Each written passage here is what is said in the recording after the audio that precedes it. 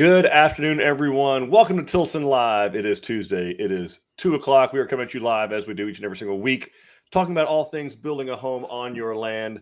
I am one of your gracious hosts, Eric Allard, part of the fourth generation of the Tilson family, joined as I am each and every single week. The great, the marvelous, magnificent Dawn Dantzler, Tilson's Vice President of Marketing and Customer Experience. Welcome, Dawn. Good afternoon. Good afternoon, Eric. How are you doing? Fantastic. Glad to be here. Glad everyone's joining us. You folks jump in. Again, it is Tilson Tuesday. It is Tilson Live. We are live on YouTube, live on Facebook. Jump in to the chat. Tell us. You know what to tell us. Tell you where you're watching from, where you're building, what part of the process you are in. I want to know where you are on your journey. So is this something you're just thinking about doing? Is this something you've already started? Is this something that you've finished with? Are you in construction? Are you in kind of your upfront design and sales process? Are you site evaluating? Are you permitting? Are you fighting with a government entity over what you can build on your own land? Just curious if where you are on your journey. So do jump into the chat. Tell us who you are, where you're watching from, where you're building, what part of the process you are in. We want to hear from you. This whole show is about you guys, about this community. So we want to help you along this journey, get all of your questions answered about what it takes to build a home on your land, specifically in Texas, but we're prepared to answer questions from pretty well anywhere. Again, as Dawn says, the further you get away from the subject matter and our geographic area of expertise, the less reliable they could be. But we can still guide you in the right direction and tell you who to talk to ask those questions. But do jump in. Tell us where you are watching from, where you're building, what part of the process you are in. We want to hear from you. Again, live on YouTube, live on Facebook, as we are each and every single week. While y'all are jumping in and telling us these things, Dawn is going to tell us what in the world we're talking about today. All right. So we are talking about probably the biggest difference between building on your land and moving into a community where somebody else already owned the land. So one of the, master plan communities. So the biggest difference between that and building on your lot is really the site preparation and how do we, make sure that your property is ready to be built on. Because if you, lived in a master plan community, D.R. Horton, some KB, something like that, they've already done all the work that we're going to talk about today before you even knew it was for sale. They've already done all the permitting, all the, construction access. They figured out exactly what house is going to fit on that lot so that you have your one choice in elevation, and this is what you're going to get. So we're talking about those differences and getting your property ready. Yeah, a lot of that discovery, a lot of that due diligence, and kind of the silent part of the process that you don't think about has to happen when you roll up to a house that's an existing home or even in a subdivision, like Don said. But it is kind of a monumental undertaking, the actual developing of the property. So making sure you have water, making sure you have power, making sure you have a culvert, you have an address, you have access. You have an address. Could an ambulance find you if there was an emergency? These are important things to figure out before you start rolling down the old rails on this process. But the good news is this is all we do, so we can help you with every step of the way. And so we do want to know what kind of questions you might have pertaining specifically to developing your property, getting it ready to build a home, or what you should look for if you're out and about looking for property that you're considering building on for you and your family. So we can help you through all of those things. So that is exactly what we're talking about today. So Dawn, jump in, guys, into the chat, where you're watching from, where you're building, part of the process you are in. And then as we move through this part of the journey, through the presentation, any questions at all that pop up about septic systems, water wells, culverts, driveways, clearing, design, finance, all the things that go into, submitting to an architectural control committee, submitting to a property owners association, putting a road in, putting a sewer line in, getting a water tap, how does all that work? When are your property taxes due, and how does that work if you move into the house in the middle of the year? And all of the things that go along with it. Not to be overwhelming, because good news, we have all the answers. We might have them here on the show. If not, we definitely have them in our design centers. So Dawn, who is joining us, and then we'll cruise over to the presentation. All right, let's see. We've got Karina, who is watching from Austin. I'm going to build in Lockhart. Beautiful. Awesome. She's heading south. Love it.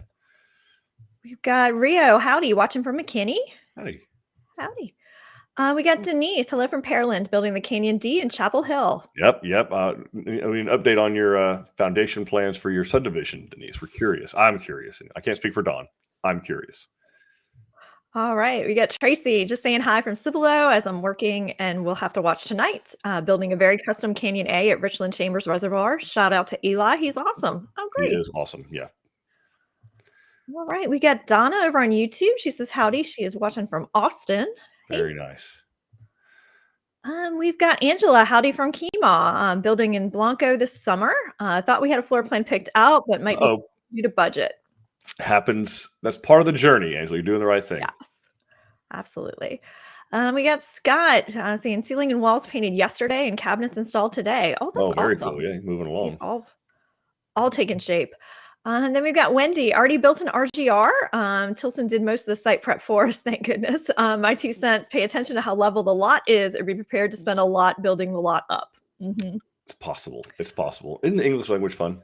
Spending a lot and a lot. And it's, Wendy's teaching us a great lesson in English of why it's so difficult to learn. But yeah, so that's actually very, very good advice. You are going to pay kind of one way or the other, but the flip side of that is if it's where you want to be, and then just understand that there might be, some stuff that goes into it. So, yeah, I think Justin Ordno gave the best advice when you're dealing with a community like a Republic Grand Ranch or all that. Beware of the lot that's cheap. Yes, when they say starting at a number, it's probably not the one you want. Yeah, don't aim for that number because you're gonna pay it other ways. Let's see. Then we've got someone watching on Facebook. Is a sewage pump required by our property included in the 25,000 funds? Are there options to outsource this portion? Okay, great question, Key. I don't know specifically about your deal, but yeah, what you're talking about is what we call a compliance allowance. A lot of cities and in some subdivisions, I'm thinking specifically out in the Blanco, Bandera areas, they do require a grinder pump. And they also require, in some cities, in most of those situations, they actually dictate who can put it in. Those places have to be bonded. And what they typically mean by that is insured and approved by the city or the subdivision, county, or whatever, so that if they, for example, do damage to the roads, in a lot of those cases, they're having to bore underneath the road. And if they do damage to the roads, streets, things like that, that they carry a big enough bond and that insurance company has been approved to make that situation whole. So in other words, to fix it or to pay to have it fixed. So the answer is usually no. There aren't really a lot of options to outsource those things. And in some of those situations, we don't even get to use who we would want to use. That doesn't necessarily mean we wouldn't use this person under other circumstances, but it does mean that they do dictate, or they force us to choose from a list of. I don't know for sure that situation where you are, but that is very, very common in that practice where you're putting in some type of a grinder pump, sewage pump, having to bore under a street or a road for a sewer line. That is very, very common practice. The city wants to work with who they have vetted and have approved their insurance company and their bond and all that kind of good stuff. So okay, makes sense. And the 25 doesn't necessarily mean it's going to cost all of that money. That is what we have tiers of compliance that we've kind of batched. Okay, we know roughly based on historical data, it ends up costing about this. If let's say we put in $25,000 of an allowance to cover those things, and that we only spend 17, that's all you would use. Like we would credit the other 8,000 back to you. So I'm not saying that'll for sure happen, but that is how that's treated. Okay. And with Tilson, you're not borrowing any of that money till you close on the house in like 95% of cases. So you're not closing on the loan until we have all that dust settled and know exactly what we end up spending on it. Okay, makes sense.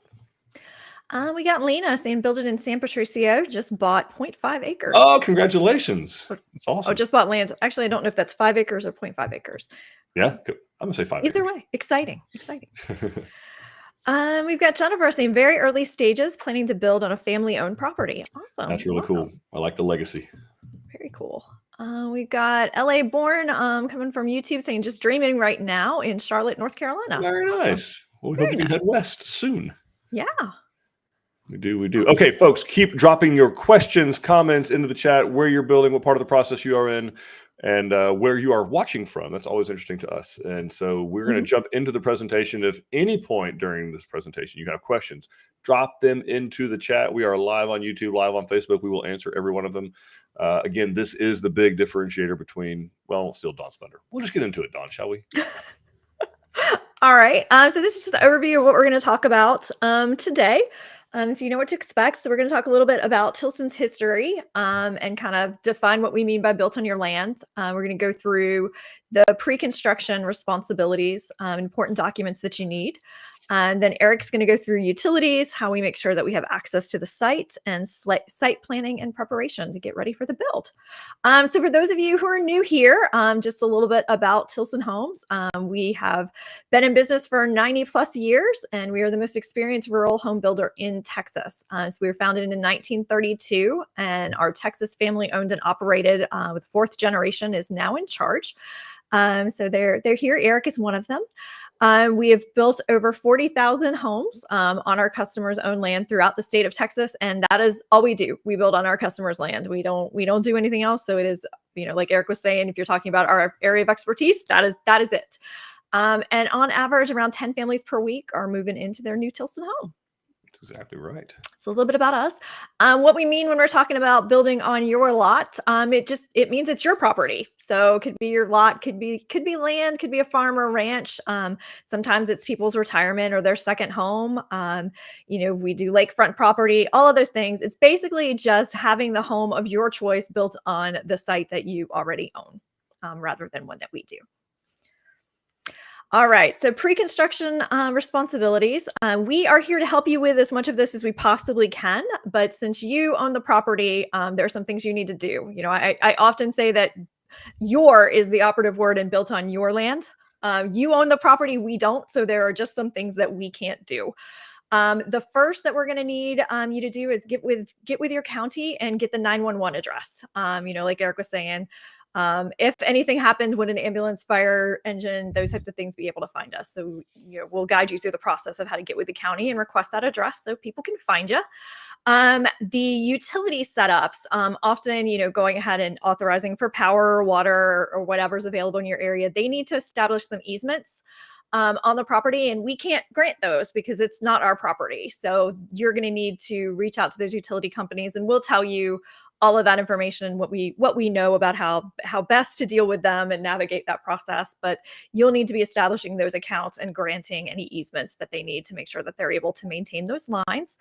Permit application filings. There are still a few counties left where the builder cannot actually apply for the permit. Only the property owner can do it. So in those cases, we're going to help you fill out that application. I mean, we could even go with you to the courthouse or the county building where you need to put it in, but you're going to have to actually physically file it in some cases. But we're gonna help you do all that. And then there are going to be other responsibilities. So items that aren't included in the base price of the home that you're going to see on your website that you might choose to do instead of us. Site clearing, septic systems, things like that. We can help you out with all of those things if you want us to, but some of our property owners like to do it on their own, and we'll help guide you through it, and you can do that all by your lonesome. But please use us as a resource when you do that. Yes, we are here to help you. So before you can build, there's going to be some necessary items for us to start. So we're gonna talk about those, and the first one up is going to be the important documents. Yes. So all the paperwork that we're going to need you to have, or we're going to help you look up online and make sure that we've got it all. Then we've got the utilities, site access, and then site plan and preparation. So in the documents, they really fall into three categories. The first is going to be your deed and title insurance. The second is going to be the plat and survey. And the third is the deed restrictions. So the first one, the deed to the property. This is just your proof of ownership. So we are looking for the official notarized document that has been recorded. That list the grantor, which is the seller, and the grantee, the buyer. And whoever is listed as a grantee also needs to be the person who has the contract with us. So we need to make sure we are actually building on your land. So those two names must match. It's going to contain your property description. It may or may not contain the sales price of the property, what you paid for it. It's not necessary, but often it's in there. The seller's signature must be notarized, and we must see some kind of indication that that was actually recorded with the county that the property is located in order for it to be considered a valid deed. This is a recommendation. You do not have to have it, but we always suggest if you are at the beginning of the process of finding your property and getting everything, please buy a title insurance policy. Even if it's a gift, somebody mentioned that they were building on family land. Even if it's a gift property, please make sure that you're getting a title insurance property. It just guarantees chain of legal ownership. So they're going to go back, and when they're going to open title, they're going to go back and look and make sure that every time that property exchanged hands, it was done appropriately without any, liens, judgments, etc., pending on that property. And this just protects you in the future and establishes that you have full legal ownership of that property. And if anything comes up in the future, this policy is going to protect you from those claims.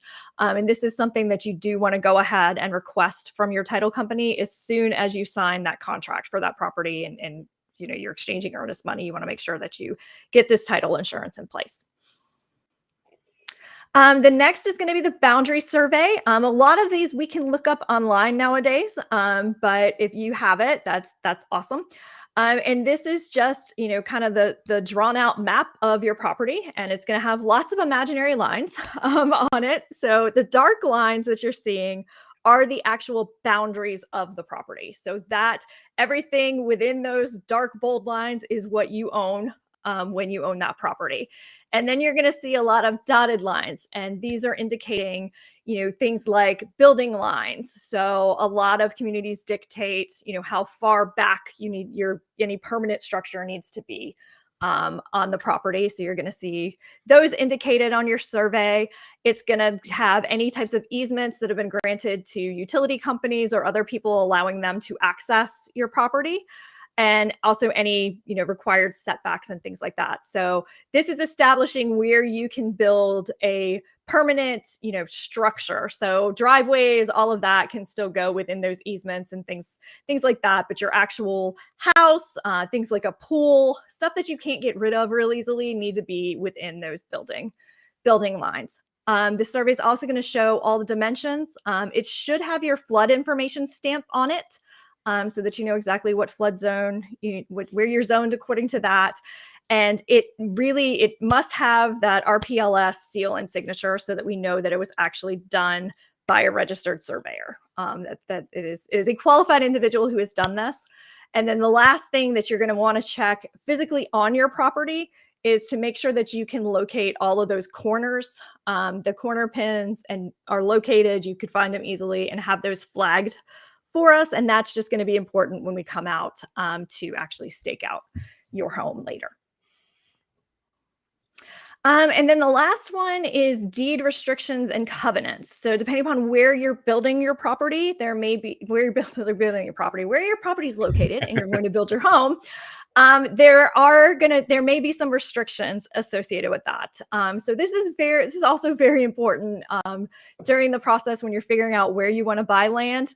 If you're within somewhere with an ACC or an HOA or whatever abbreviation they want to call it, but the governing body that says what you can or cannot do on your own land, you're going to want to get a copy of those restrictions, read them cover to cover, because by buying that property, you are agreeing to everything it says. No takebacks later. No, I didn't know that. I didn't understand that. I don't like this. Whatever those guidelines say, you're agreeing to them by buying the property. Only the ones I like, though, right? Just the ones I like. Nope. All of them.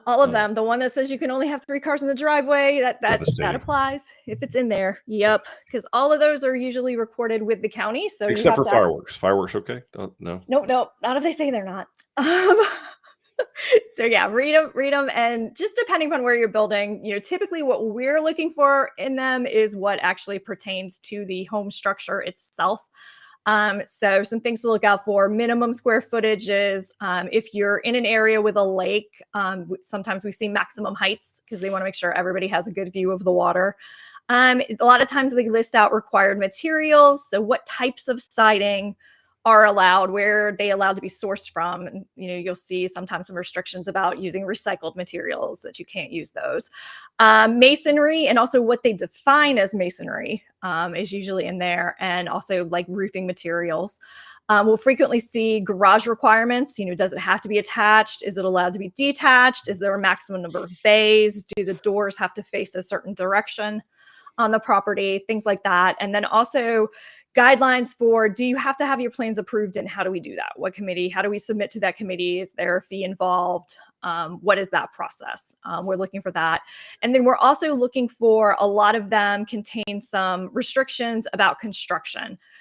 So what are there time frames that we're allowed to have construction in? Is a dumpster required? Things like that. And also, are there any necessary deposits? Because there's several developments that ask us to put down a deposit just to make sure that we're not damaging their roads, or anything like that. So you want to make sure that you have a copy of those.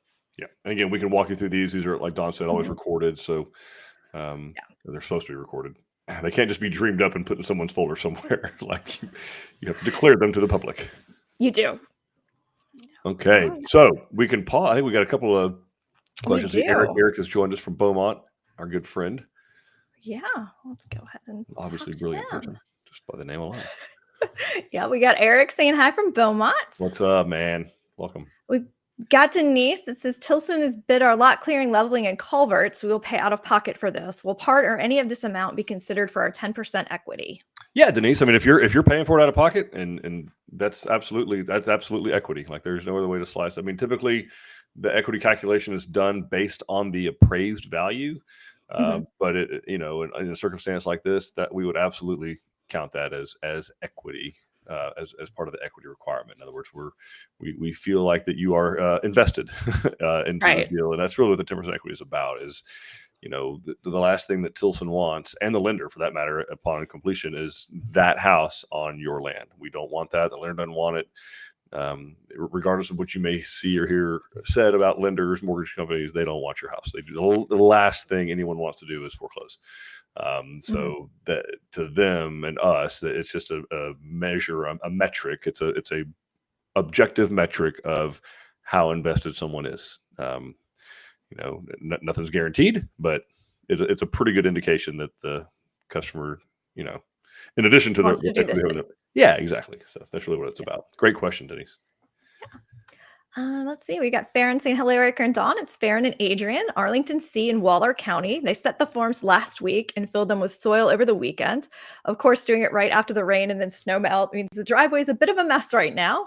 We got to figure that part out. Any suggestions or recommendations? So Farron, my suggestion is bear with it right now. We are entering the nastiest part of the Texas weather. It's even days like today, where maybe it's not raining per se, but it's also completely overcast for 2-3 days straight. So it doesn't dry out quickly. It's cold. The wind's not really blowing, and it's going to get worse before it gets better. It's always darkest before the dawn. What other cliches could we use? But it's going to be it's the good news is the heaviest equipment comes earliest in the process, right? So you have the dump trucks in there. Next will be the concrete trucks. After that will be the large 18-wheelers dropping off the lumber package. After that, I mean, you may have a truck full of stone or brick or something like that every now and then, but even those are delivered on little spider lifts that are on the back, little forklifts that you see on the back of an 18-wheeler or back of a tandem axle truck, so they can navigate a little bit more cleanly.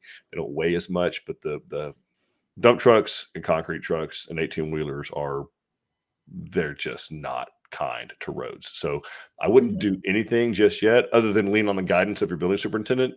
If he or she steps in and is like, hey, we really are struggling, like there's an exceptionally wet spot, 70 feet in, that we've got to do something about, either drop another small culvert or maybe put some rock on or something like that. But I would avoid spending a bunch of money on it right now if I could, just because it's going to get worse before it gets better. It's going to get just kind of embrace the ugly duckling phase, Farron, knowing that it will turn into a beautiful swan before you know it. But yeah, I know it's hard to look at, but it's a job site. So and it's a job site in the winter. There's no leaves on the trees. It's muddy. It's overcast. It's gloomy. It's going to be okay. You'll be all right. Yeah. It'd be pretty when we're done. All right, we got Angela saying we were able to put a shower from another floor plan into the floor plan we chose. Could we do the same with a garage? Our neighborhood requires an attached garage of a certain size. The garage options on the floor plan we currently have are not big enough, but rather than add square footage to meet requirements, could we just choose a garage from another floor plan that meets requirements already? You'd be doing the same thing effectively, Angela. So we have every single home that we have, its garage option has usually a side load and a front load, a 2-car and maybe even a 3-car.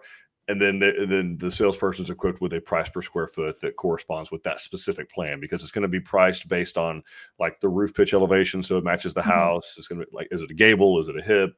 Does it have the same or similar exterior? Is it board and bat? Is it a stone wainscot? Is it all stone?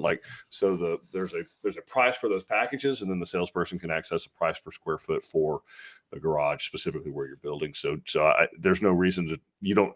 It's a great question, because we say it with kitchens, we say it with bathrooms, showers, right, Dawn? On a case of a garage, now it could help your salesperson if you say, hey, we like the garage size on this plan, and then just let them design that size garage on the plan that you're already building. But it's not going to make a price difference one way or the other to just pop that one off and put this one on. Good question, though. Okay, awesome. We got Pam saying hello, guys, from Cat Spring. What is up, Pam? That's a good spot. All right. We got Rio saying, I recently bought a sloped rocky lot with a potential nice view of Possum Kingdom Lake. Depends on angle, elevation of home. Was told by another builder that rain drainage paths may limit home sites and floor plans.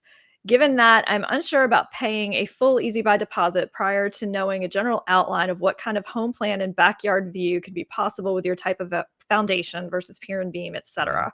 Are you able to take a smaller pre-deposit as a prepayment to come look at the lot and give some guidelines of what to expect for my lake house if I go with Tilson?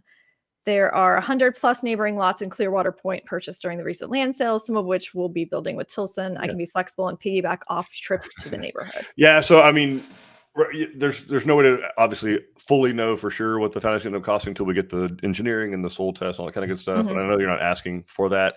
I do know that we've built obviously on sloped lots on Possum Kingdom Lake.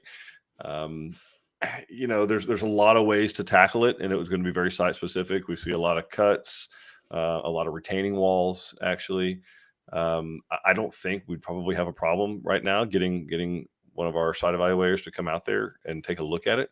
And I just want to be clear. I know you're asking about the deposit. So our deposit's $3,000.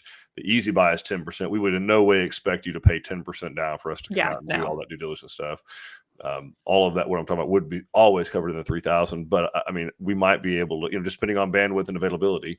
Obviously, we're obliged to our paying customers first. We have an obligation to them. We have a contract with them, so they come first in line. But it's not to say that we couldn't, find a slot and potentially in the schedule for one of our site evaluators to run by and take a look, or a regional construction manager. So why don't you send us a direct message, and we'll get maybe someone on our team to reach out to you. Because again, it also depends on where you live now and the logistics. It sounds like you're talking about a lake house. In my head, I'm thinking a second home. Like maybe you don't live in the area, but maybe and I know it's not easy. You can't just drop what you're doing at work and run out there. It's not 20 minutes away probably, because PK ain't 20 minutes from anything, so, except a gas station. But yeah, it's very possible that we come out and take a look at it, but we truly won't be able to get probably the full price of everything until the full on-site evaluation is done and a foundation design is completed. But we could probably at least give you an idea of, are you going to be able to achieve what you want to achieve? Okay. All right. And then we've got Carlos saying, thank you for having these invites. This is Carlos from Houston. We'll be building a new Waverly deer forest in 2 or 3 years. Where is the best place for septic tank, front or back of yard, and placement of the propane tank? Fantastic question. So Carlos, on the septic system, the best place is going to be downhill from the house. So that will eliminate the need for any type of a grinder pump or something that gets the wastewater to the actual septic tanks. I mean, obviously, there are some small components that do stick out of the ground. We'll show you some pictures of those here in a minute, of what that might be looking at. So if it could be on the side or the back, that's kind of optimal. You don't want to have to see it from the front necessarily, unless you're prepared to put like some hedging or something like that around it. I don't like planting things around septic systems because plants have roots, and roots chase water. It's what they do. Mhm. And so I don't like anything that could interfere with the functionality long term of the septic system, foundation, those kind of things. So I would lean towards the side of the back if possible, but there are certain situations where if the front of the lot is the lower part, that might be the best spot to put it. We just need to make sure we have enough fall from the furthest wastewater spot, so whether that's a commode, shower, sink, whatever, from there to the inlet of the septic system. So where the wastewater goes out of the home and then goes down to the septic system, you have to make sure you have enough fall. And there's calculations for that. There's code that require that we have. So that's not a secret.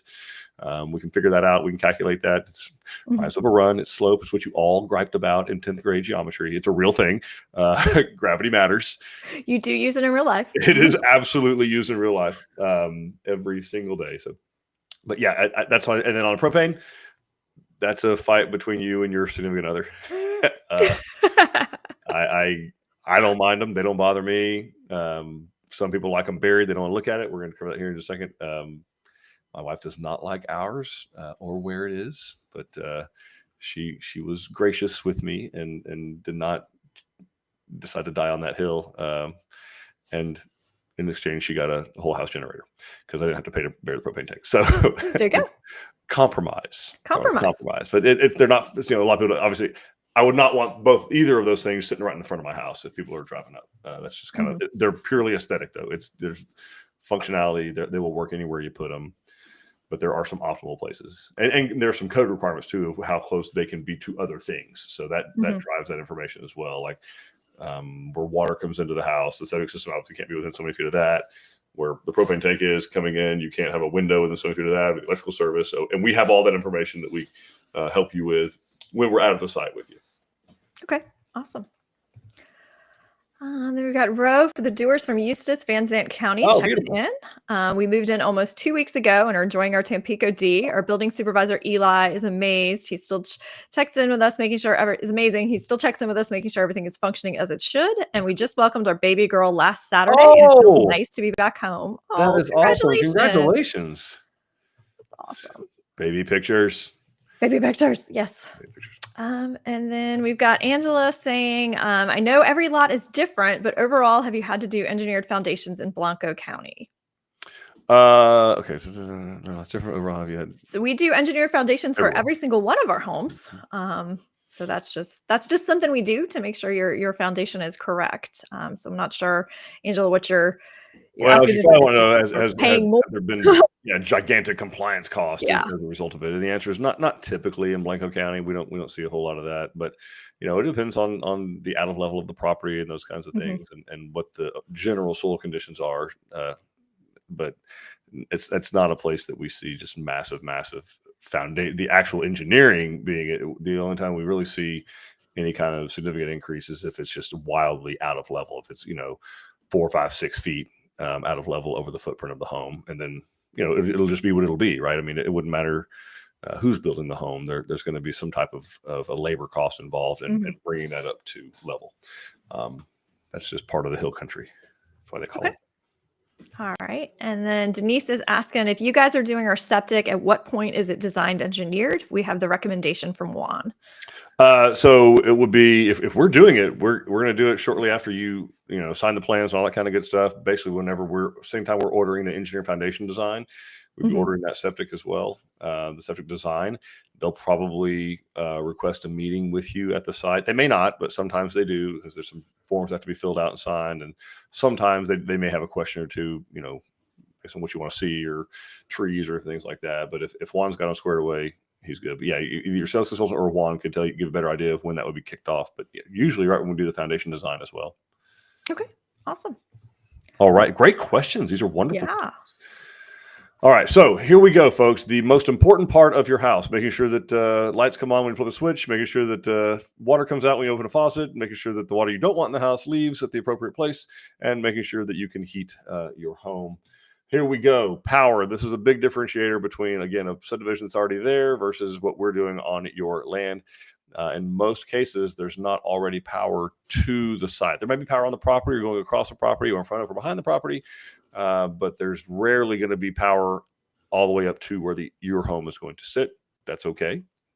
So who's going to be providing it, where they're connecting? Most of our customers are out in a rural area. They're almost called a co-op or a cooperative. So you won't be choosing. That's the good. It will be they will, and they're good to work with by and large, with a few exceptions. And you know who you are, but there's not a whole lot of flexibility on where they could come from. Some of them will give you options, and it's going to be based on your pocketbook. So it's great to have a representative out there. It's awesome if that rep can be out there whenever we're meeting you at the site evaluation. We do have to have some type of power to build the home, obviously, and permanent will come once the permanent service is built on the house. Overhead, underground, we see it done both ways. A couple of examples here. So this first one here is definitely overhead. So way in the distance, you can see a transformer back here. That's that big cylindrical gray thing you see up high that when it blows, you lose power. So it's a transformer. It's transforming high voltage, down to it's transferring that voltage down to something that's a little smaller. So this is eventually where this house will sit, is somewhere in here, and this is a temporary power pole. And so we provide the temporary pole if one is necessary. That's included already. And then typically the co-op will come out, inspect our pole, be sure that it's adequate for what they want for their specs, and then they will hook it up. The next two are a little bit different type. So they're both obviously underground power. One is underground power coming from an overhead power line. So it's overhead power lines kind of like this, but then it comes down this pole and then to this, and this happens to be a 400 amp service. It's got a little 110 outlet on the side. You can kind of barely see it. So we don't need a temporary pole in this particular case. We would just come off of here and use this to run our saws. Very similar here. This is what's known as a rack system. So you see this very common in the hill country. You can tell because here's a nasty cedar tree sitting back here that make you sneeze and they explode. And you actually watch the cedar pollen explode into the air like clouds. It's so lovely. Lovely. So pretty. And then 2 days later, you're on decongestants. So this is we would need to provide, build this. We would have an electrician give us a bid on building this actual rack system. You see it's set in concrete. Power is coming up from wherever they're bringing it from. And so it comes through this meter, and then it's going out here to the house, to the building. So, and again, the meter is just it's metering the amount of kilowatt hours that are moving through it, and that's what they bill you based on. Same thing, there's a little 110 outlet here on the side. So it's a service outlet, but we can use that to use our saws, compressors, that kind of stuff off of. And then lastly is what's known as a member-owned pole. So in both of these cases, in the middle, there'd be a breaker box built on the house, either inside the garage or on the exterior of the home. Actually, in all three of these cases. And then in this case, the breaker box is actually on the pole. It's called a member-owned pole. So this pole will stay here. This will be where the meter is. This will be where the breaker box is, and then you can see the forms are set and ready to go. So again, it depends on kind of partly your personal preference and partly what the co-op is prepared to do for you on the land. Again, a conversation that we can absolutely help you guys with, but a very, very important one. And you can't start this process soon enough because a lot of them. They have a long waiting list and their crews are all dedicated and already working. And B, some of this equipment does have lead times on it. So especially these larger transformer boxes, they have longer lead times. So next would be water. So you're going to want water. We do have to have water to build with. We need it for any kind of stone or masonry work. We need it for paint. We need it for sheetrock. It doesn't necessarily have to be there when we're doing the slab, although it's, again, the earlier the better. So there's two ways you're going to have water. Either you're going to have a water well on the property where water is private to you, or maybe you share it with another person or two, or you're going to have some type of a community water or city water, in which case you would have a water meter or water tap. So this one down here, if you've built in a subdivision, this is what you're likely used to seeing. It's got a valve on this side of the power company to close it and lock it if you don't pay your bill. And then it goes from there to the house. Otherwise, the water well would be here. You'd be, this part here, the black part that's cemented, is actually the part that goes down into the ground, some 150 to 400 feet, depending on where you are. And then this is really just a pressure tank above ground. And then the water comes from here and goes to the house. but we'll walk you again through, and it can only be within so many feet of a septic system or your neighbor's septic system or your neighbor's spray head. So there's some rules in there, and we can help you with those as well. Speaking of which, we want to do something with that water as it's flowing through your house and you're done using it. So you're going to either have a sewer system if you're inside of a city or municipality, and they'll have a sewer tap, sewer line, all that kind of good stuff. That's what our friend was asking about earlier. Do we have to use yours? And in most cases, yes. Or 91% of our customers are on some type of on-site sewage facility, OSSF, or a septic system. There are conventional systems, there are aerobic systems, and then within aerobic systems, you got surface application or spray, and you also have subsurface application or a drip irrigation system. So it's, and again, a septic system is exactly that. It is an on-site sewage facility. These are what I was talking about, Carlos, about being able to see. So these little access panels, these will be visible, as well as the compressor, which is this part right here.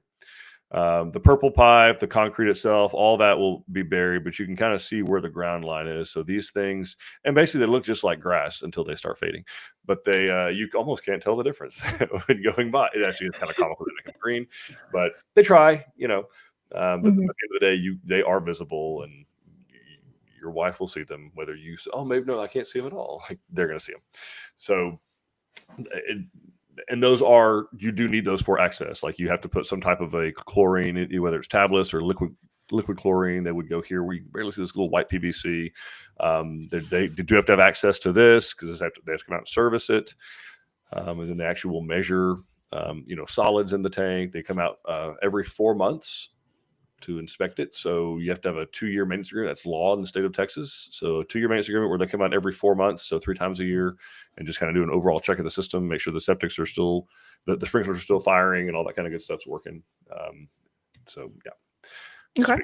And going back to Denise's question, they got to be permitted in the state of Texas. You cannot just go put a septic system in wherever you want to. Well, you can, but it's illegal. So there's all kinds of things you can do. Don't get caught. Right. Yeah. Don't do that. I would highly recommend against it. But it's not a super complicated process, and with very, very few exceptions. A PE or a registered sanitarian can design it. So an engineer or 90% of them are done by registered sanitarians.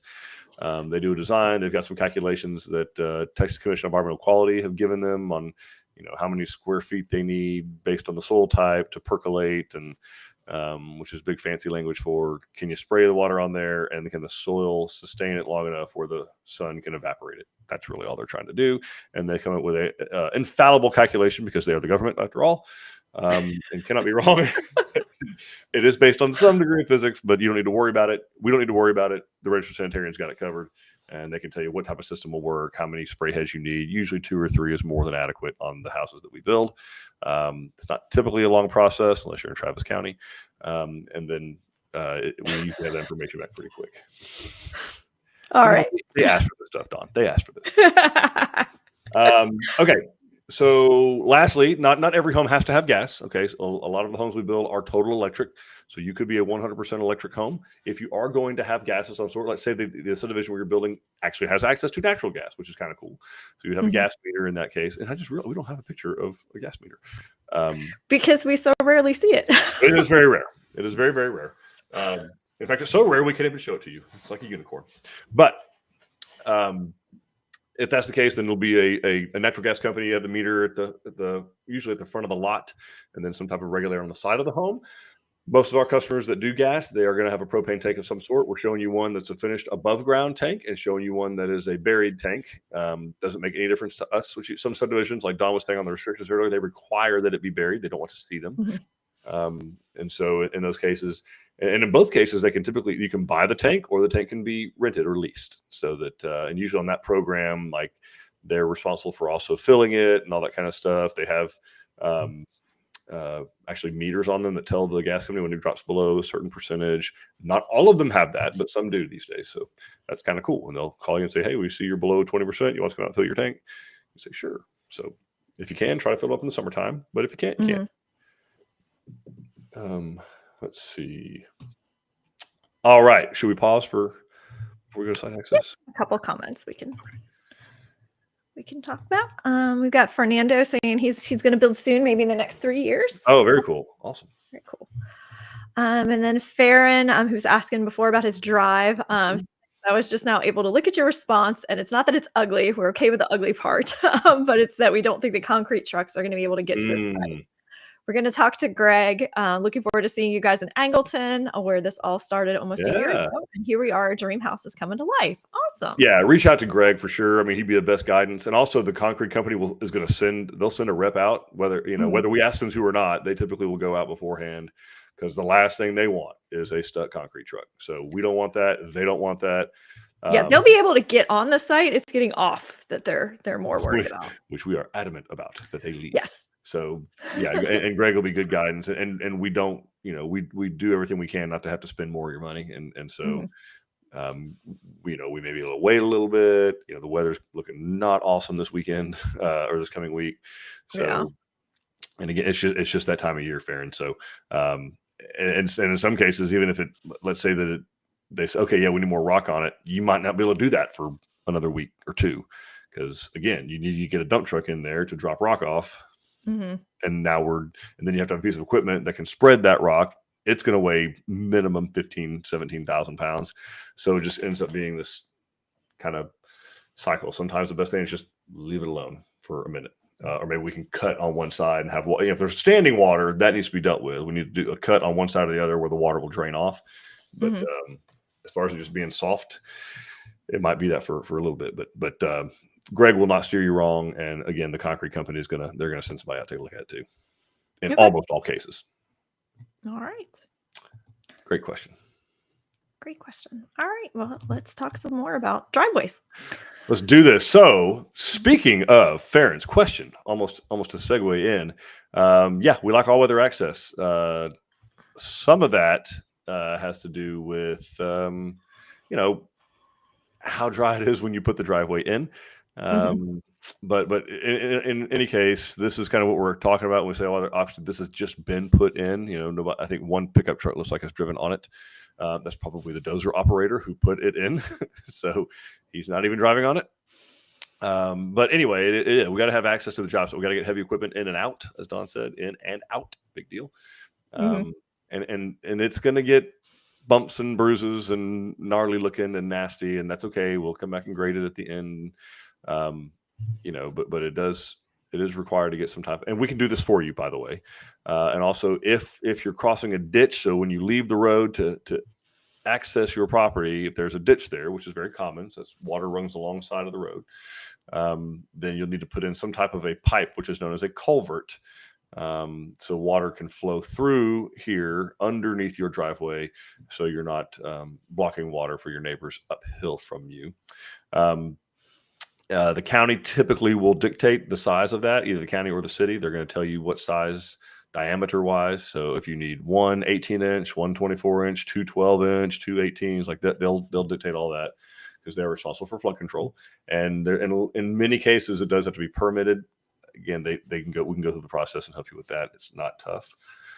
I say that the one exception will be if you are on a state highway. TxDOT they're just lengthy to deal with, and it does vary by office, but it's just more of an involved process. Site planning and preparation. So we'll do a site evaluation. We'll meet you out there at the property and kind of help you lay it out. Ask you, hey, do you want this squared with the road? I see you have a building out here, or a neighbor. Do you want it about as far back off the road as they are? What did you have in mind? And then we walk that whole thing with you. We kind of show you where the master bedroom windows would be looking, where your family room windows would be looking, where your porch would be front and back, where your front door would be. And is this what you had in mind? Get it all staked. We will draw a site plan out, kind of showing where the trees are, how far away from the property corners we are, how far away, the septic system is going to be, all that kind of good stuff. And then any necessary clearing or groundwork, culverts, stuff like that is done. So we meet you out there to do all this stuff. We kind of help you lay it out. We determine if there's any kind of additional needs for the property, those will be determined at this point. But this is where we're going to look at, hey, here's where power looks like it's coming in. Here's where the water is going to be. And make sure we're 75 feet off, because that's required by your subdivision or whatever they have. And we shoot the grades of the site at this point. We shoot how out of level it is.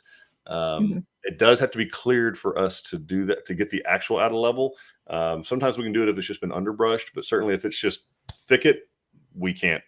We can't see. We don't have anything magical that can see anything that you don't have. We don't have X-ray vision. There probably is a Superman somewhere in our system. We haven't got him on the stakeout team. So that's the thing. So and then you kind of access needs. We'll determine. Hey, look, we're definitely have to have a culvert, or I don't think we need a culvert. We can probably cross this ditch. No big deal. And then we. And there's some preparation that goes into this meeting beforehand by your site evaluator. They've done a lot of research already in the area. They know what precinct it's in. They know who determines the culvert sizes, all that kind of good stuff.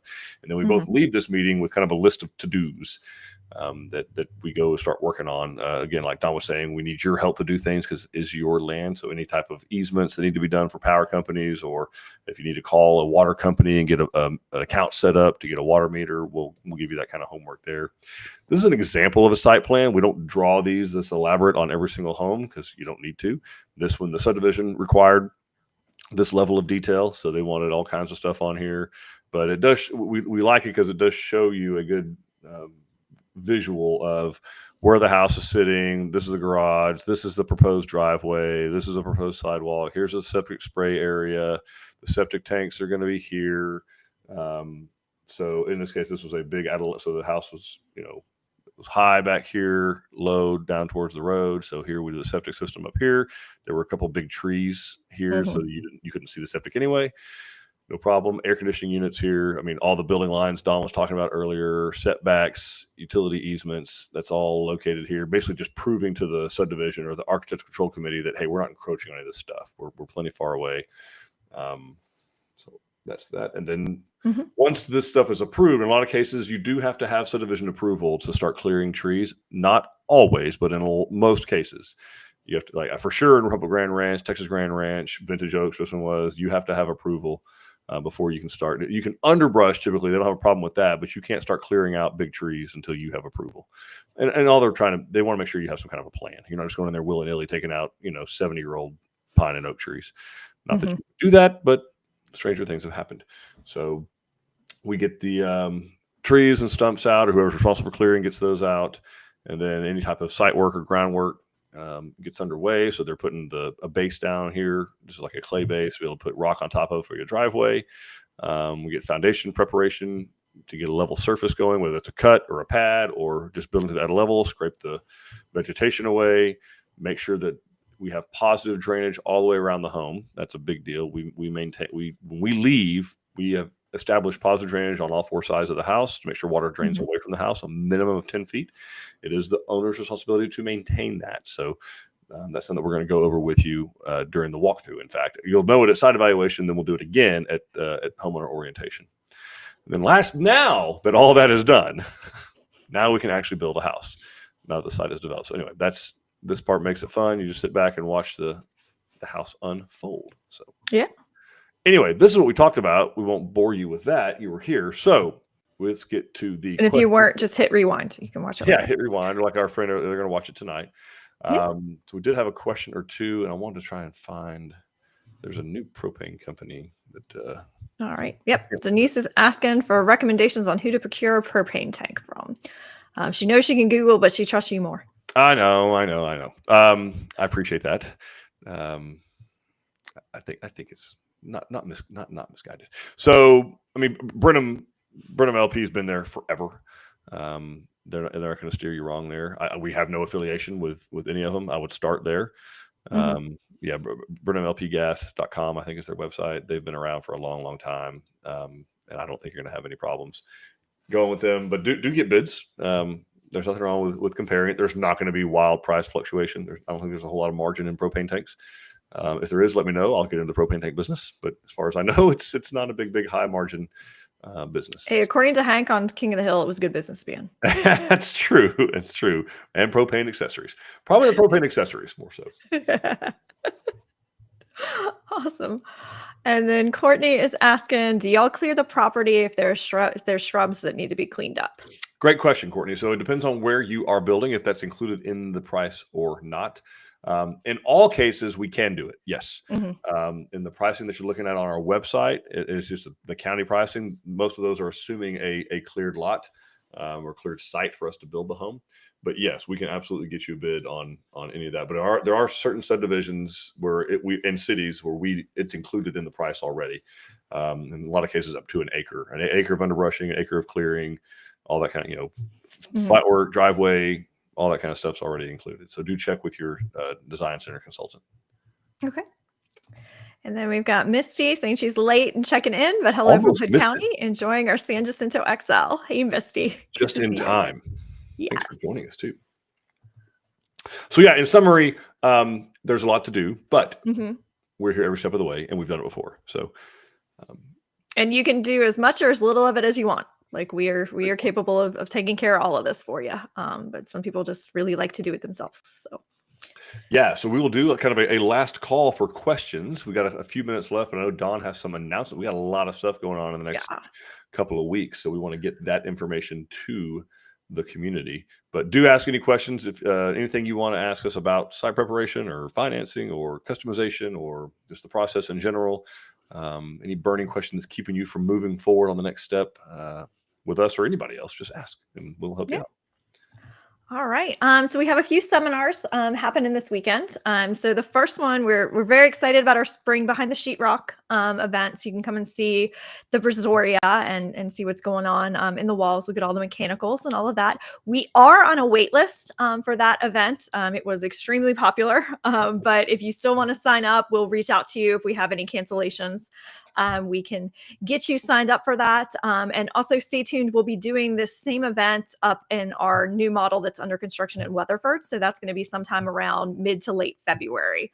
We'll be doing behind the sheetrock there as well. And then we also have a couple seminars. Our Waxahachie location is doing the overview of Built on Your Lot. So the general Built on Your Lot, that's going to be at 2 p.m. on Saturday. Our San Marcos location is doing the construction process, and that's going to be at 11 a.m. on Saturday. So you can still sign up for all of those. Beautiful. And then, like Farron was talking, we do have our Angleton grand opening celebration. And so that is happening next Saturday, February 8th. That parking lot is pretty small. So please, if you're planning to attend, go ahead and register so we can make sure that we have a parking spot ready for you. We're going to be running 2 seminars that day. Our construction team will be out there running one at 11 a.m. and one at 2 p.m. So you can sign up for either one of those. And Eric and I will both be there as well to meet you. And you can actually meet my daughters if you come out that day. So my daughter might be there also. All right, there you go. They can all hang out together. Yeah. Very cool. So yeah, we'd love to see you guys out at any or all these events. And again, like Donna said before, some of the best events that people attend are ones where like-minded people going through the same things. People that are on watching this are they have all the same questions. They're in all the same space that you are. They have the same thoughts going through their heads, and they have great information. They're a wonderful community of people, and we rely on them actually for great information and how it's being received. So get there. You will not regret going to these events and mixing it up with other people that they're looking for the same lifestyle that you're trying to accomplish, just in a different place. So yeah, can't wait to get out there and get these things launched. Yeah. Let's see. We have Karina saying, thanks for all the info. We'll be signing that paperwork this week with Caitlin in the San Marcos office. Awesome. Very cool. And then we've got Lisa asking, can you shrink a larger floor plan? Dawn, what's your advice there?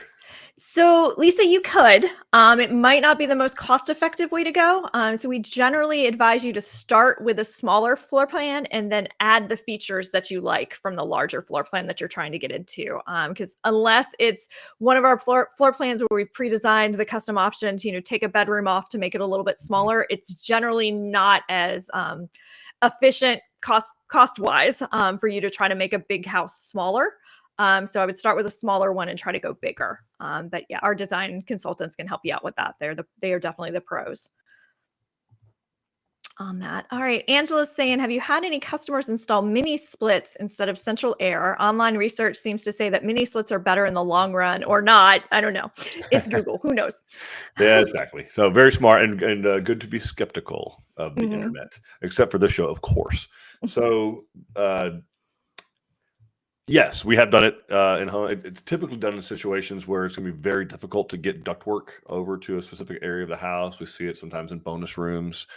We have them in some of our model homes. In fact, in where we areas that we've converted like a garage area to our Mhm. color or design center selections. Very common for us to do that there. Both duct and ductless mini split systems we've done. I'm not going to go out and say that they are across the board like there is no one size fits all. So that's a good way to approach it. Housing is too complicated, and the internet encompasses too many scenarios from across the whole country, world, in some cases, but sure across the country. You'll get down deep into a thread on Reddit, 4 pages, and next thing you know, you're looking at it. You're taking advice from somebody who's building in North Dakota. It doesn't help. It's a different planet as far as what we're building in Texas. Yeah. So. That said, they do have their place. They're pretty efficient if if the application is correct for them.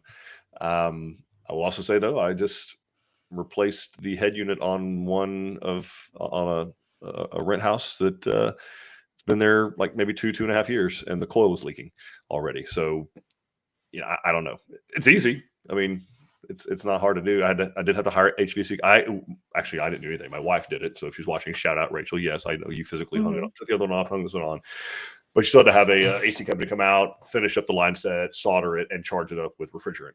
That's a law thing. I don't have a HVAC license, and definitely don't have any refrigerant or gauges that I could use to do that on an older unit. But definitely don't have it for this one. No. So anyway, I'd say that they have their place. They are efficient. It's typically on smaller spaces that they're really, really ideal. But you go to some places around the world, and that's all you see. Like you go to the Caribbean, that's all they use is mini splits, ductless. But they're also typically concrete construction because of the hurricanes, and so it's not easy to run ductwork like it is in Texas. So okay, makes sense.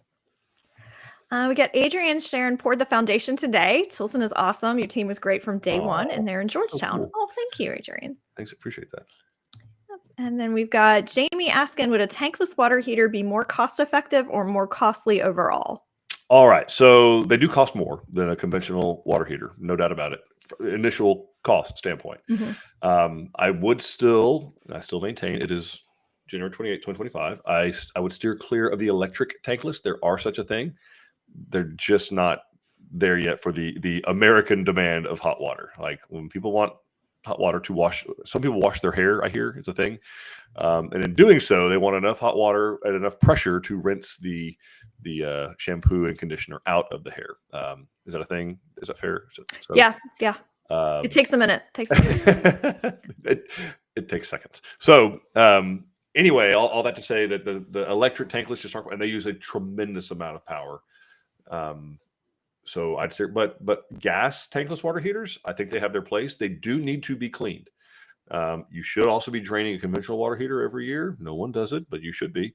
But on the tankless, because they're smaller, and the water's moving through it at a fairly quicker rate. You do have to keep them cleaned. You're burning a lot of fuel too, though. So you're burning a lot of either propane or natural gas, whichever one you're doing. So whatever you might be saving in water that you're not, that's not heated, just sitting there, I guarantee you're burning in BTUs of fuel, of propane or natural gas. So, and also one last, and I appreciate you asking this, Jaime, and that is a lot of people associate tankless with instant. Yeah, and those are not interchangeable. They don't necessarily mean the same thing. You can actually have instant or continuous hot water with either a conventional or a tankless system. But just because you go with a tankless system does not mean it's going to be instant.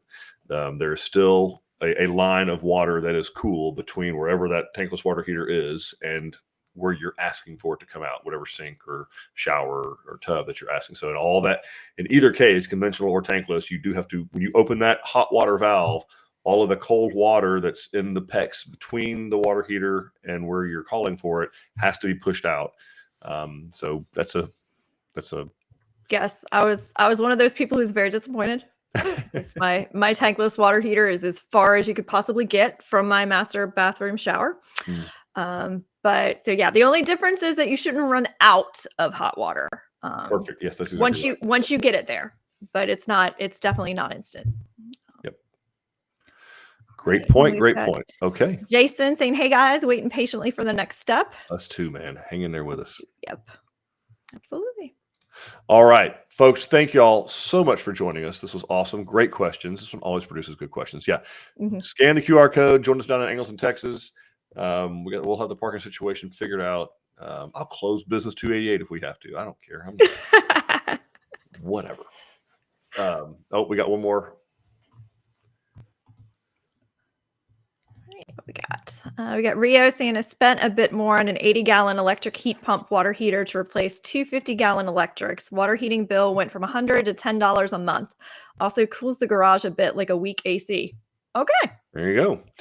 So yeah, a heat pump is an alternative for water heaters. We've done a couple of those. That's great feedback, Rio. That's wonderful feedback. Yeah.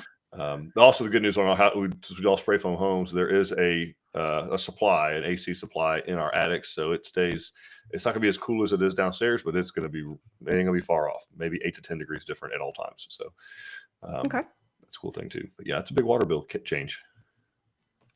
All right. Then our LA-born friend from Charlotte wants to know if PEX is really as good as copper. I will go to overtime for this. Thank you for asking. All right, so I would submit to you that it is better than copper. We're talking about for water distribution. Okay, so copper certainly has its place still in new home construction. AC lines are a great, refrigerant lines, that kind of thing. It's almost going to exclusively be copper. Yes, so the biggest thing is going to be these things here. Human hands. We tend to not be flawless. We are fallible, it turns out. So a typical, my numbers, this is how old I am. My numbers are 2,000 square foot house. That used to be our average. It's not anymore, but let's just go with it because I know this number is accurate. Yep.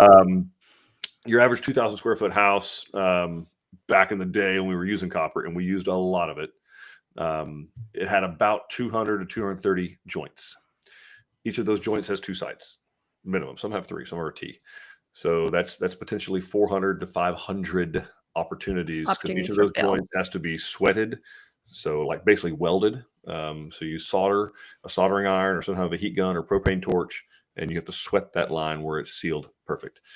Most plumbers are very, very good at doing that, but we're all humans. Okay. So that's now with PEX, and that's because copper isn't flexible. Copper, you can't just bend it 90 degrees. You can, but it's no longer useful. You just punched a hole in it. So with PEX, it is malleable. It is flexible. It can be bent through walls. It can be bent through top plates. It can be stepped on a job site. It can be driven over with a pickup truck. All things that happen on a real job site. It can be dropped in a truck on accident or on purpose, whatever, and still be good to go. Copper, it is way more susceptible to damage than PEX is. Also with PEX, you don't have nearly as many, less than a third of as many joints because you can bend it. And on those joints, on the connections, it's very, very, very easy to tell if you have a good connection or not. It's basically like if the little ring is touching all the way up to the male nipple end that goes in, you're good. Like you don't need a degree in welding to be able to tell if you got a good fit or not, or even to put a water or air test on it after the fact to know, which we do anyway. That is required by code. But I'm a huge fan of PEX. Also, PEX is much more resilient to. PEX is an abbreviation. It's cross-linked polyethylene pipe. We use grade A, grade Apex, cross-linked polyethylene pipe. So it's not polybutylene, it's polyethylene, and that is a difference. You can start searching on the internet. Don't freak out. We use polyethylene pipe. Polybutylene pipe was fine too, by the way, and I have drank water out of it. It's the fittings that failed. Massive class action lawsuits. Thank goodness we weren't using it. But the water, hard water it's PEX is way more forgiving on well water and hard water than copper is. So copper is a metal, so it's going to react differently to minerals. Dawn can about that. She's the chemist. I am not. I can tell you that I've seen copper pipes completely seal up and basically get clogged just like an artery can. And lastly, last advantage to it is freezing. So it will still freeze. Okay. You can't change water's freeze point. It's 32 degrees Fahrenheit, no matter what you do. Physics is physics. But PEX is, again, because it's malleable, it's way more forgiving. It can expand up to a little over 2.5 times its size. without bursting.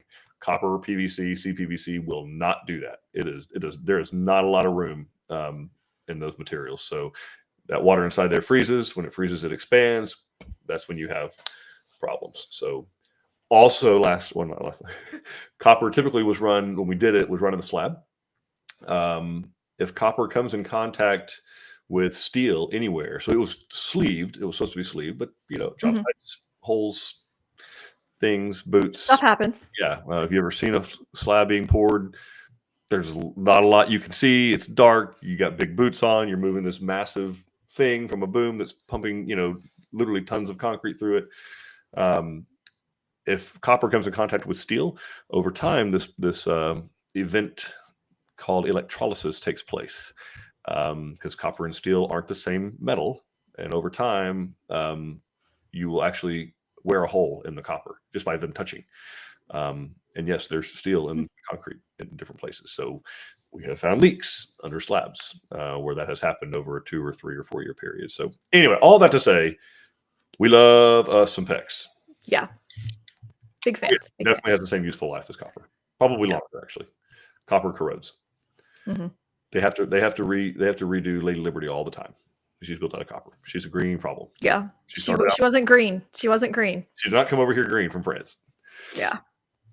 Great questions, though. Excellent questions. Yeah. And then Angela's asking, do you foresee the cost of metal roofs decreasing anytime soon? I do not. I don't foresee the cost of anything reducing anytime soon. And I'm not trying to be political. I'm just saying volatility is high. I don't think you're going to see a decrease in anything. Certainly not steel, which is what metal roofs are made out of.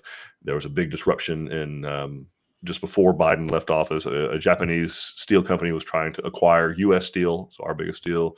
I believe both Biden and Trump, on very few things they agreed on, that was one neither of them were going to let that go down for strategic reasons, right? So, according to both of them, whatever that means. Okay. Again, I'm not trying to get political, but I'm saying that when things like that when the government gets involved in that kind of stuff, the market responds in kind. And so, anyway, I do not foresee. Nobody I've spoken to. I've been to 2 pretty good sized vendor shows in the last month, talking to vendors, wholesalers, like our trade partners and our vendors that are providing this stuff. Nothing's going down.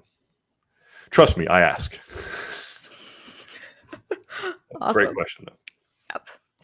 All right. And LA Born is a saint for staying on for that long-winded answer about PEX. 25 internet points for you, LA Born. Well done. You win the internet today. Yes. All right. So thank you all so much for joining us. Obviously, we do these all the time. It doesn't end here. We have a website open 24/7 with online sales specialists there to help you, guide you on your journey with a high-level question, set those appointments. We have 12 design centers open 7 days a week to accommodate you. Sit down, have a cup of coffee, a bottle of water. Some have cold drinks. Not that we're known for our cold, just saying, like, we got stuff and ways to refresh you in your journey. And we are in our busy season, guys. So our online sales counselors wanted me to mention too, please, especially if you're planning on going on the weekend, make an appointment. We highly recommend, if you're just going to look at the models and you're not wanting to sit down with somebody, you're cleared to go whenever. But if you're going to have questions and you want to talk to somebody, please make sure you're making an appointment, because a lot of our design centers are filling up on weekends, and we've had a couple people be upset that we didn't have time to spend with them. We want to be your friends. We want to be friends with everyone, but we're only so big. Anyway, we want you to see us. Sorry for the interruption. Yep. And then Ro has one more question about building materials, and then we're going to close this thing out. Yes. Ro saying, any updates for building materials or components like HVAC SEER for 2025, whether due to code or efficiency incentives? Not really. So there's a new refrigerant that they're requiring, which is not helpful at all. New refrigerant. They're going from R410A to, I think, Propane R32 or something like that. In other words, after a certain time, manufacturers can't produce new AC units that are equipped with R410A refrigerant. You can still buy the refrigerant, because obviously there's a gazillion ACs out there that take R410A, just like there's still some that take R22, which was outlawed, I don't know, 8 or 10 years ago. But anytime they do things like that, it doesn't help the market, right? Because you got to change the assembly line. You got to, change components out. You got to source those components. You got to source people that know how to work with that refrigerant and those components. You have to source the refrigerant itself. Who's going to make it? And we all the same players. So that's not we are seeing some cities that are adopting the 2024 IRC. It's not a huge deal, but it does change some things. I think they want a thicker R value on the insulation. They want a thicker foam, 1 inch thicker or something like that. It's not a huge deal, but it's something. And again, it's more rules to follow. But no, nothing that we've seen that's going to be like life changing. More annoying than anything. But nothing that's going to be crazy. Certainly not seeing any incentives, and you probably won't with this current administration. They're not going to.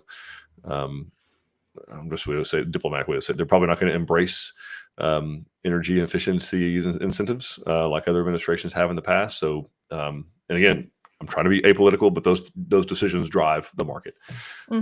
So that's I don't think you're going to see any wild, crazy changes from the EPA being handed down or enforced in the next 4 years. Okay. All right. So come join us again. We do a bunch of these. We have a YouTube channel that all of these are housed on. They're on our website as well. YouTube has tons of other content besides these. Not every single video we have is an hour long. Some are longer. There are some shorter ones too, though. We have less things to say, believe it or not, or at least Dawn does. So there's that. There's an Instagram page, Facebook page. You got the community of people here that you can visit with, ask questions to. And then, yeah, we just love to see you and hear from you. And until then, we really soon hope make you part of the Tilson family. We'll see y'all later. Bye, everybody.